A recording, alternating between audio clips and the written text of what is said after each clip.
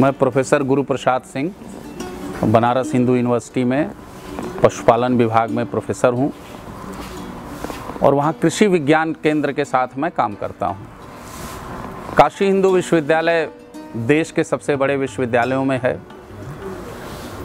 यहाँ कृषि की पढ़ाई प्रारंभिक दिनों से ही 50 के दशक में ही प्रारंभ हो गई थी।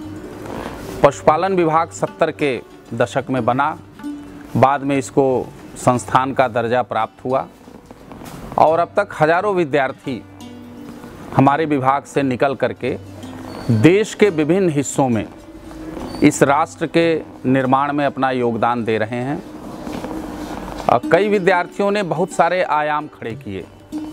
हमारे यहाँ से पढ़े हुए लोगों ने बीज के क्षेत्र में, पशुपालन के क्षेत्र में, कृषि के क्षेत्र में, कीट नियंत्रण के क्षेत्र में और बहुत सारे जो विभिन्न विधाएं हैं कृषि की, उनमें इस विश्वविद्यालय का नाम रोशन किया।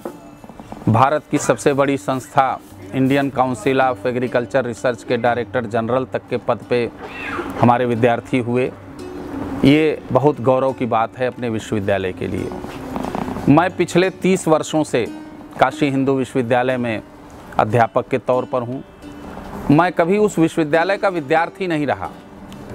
मेरी पढ़ाई लिखाई जौनपुर से हुई, फिर मैंने चंद्रशेखर आज़ाद कृषि विश्वविद्यालय कानपुर से अपना स्नातकोत्तर किया डेयरी साइंस में।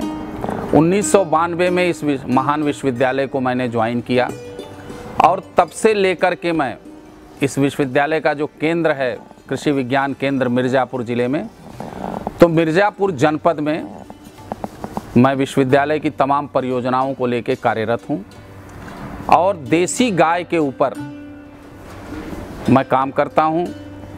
इसके पालन से जो गो आधारित कृषि है, पूरा कृषि का अर्थतंत्र देसी गाय के ऊपर टिका हुआ है, क्योंकि भारतवर्ष में कृषि ऋषि परंपरा है।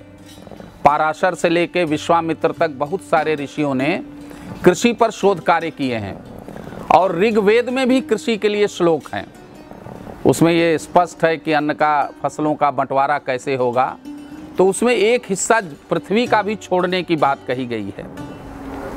ये इंगित करता है कि पृथ्वी मिट्टी में जो सूक्ष्म जीवाणु हैं उनको बायोमास चाहिए भोजन के रूप में।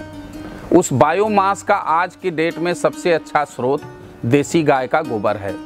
इसलिए गाय को माइनस करके आप भारतीय कृषि की परिकल्पना नहीं कर सकते और हरित क्रांति के दुष्परिणाम हमने देख लिए कि इस ग्रीन रिवॉल्यूशन तथा कथित, जिसको मेरे जैसा वैज्ञानिक कहता है कि ये ग्रेन रिवॉल्यूशन था, केवल हमने चावल और गेहूं का उत्पादन बढ़ा दिया, बाकी आज हम दलहन तिलहन सब पर दूसरे देशों पर डिपेंड हो गए। दाल हमको आयात करनी पड़ रही है, तिलहन हमको आयात करना पड़ रहा है। ये उस हरित क्रांति के दुष्परिणाम रहे।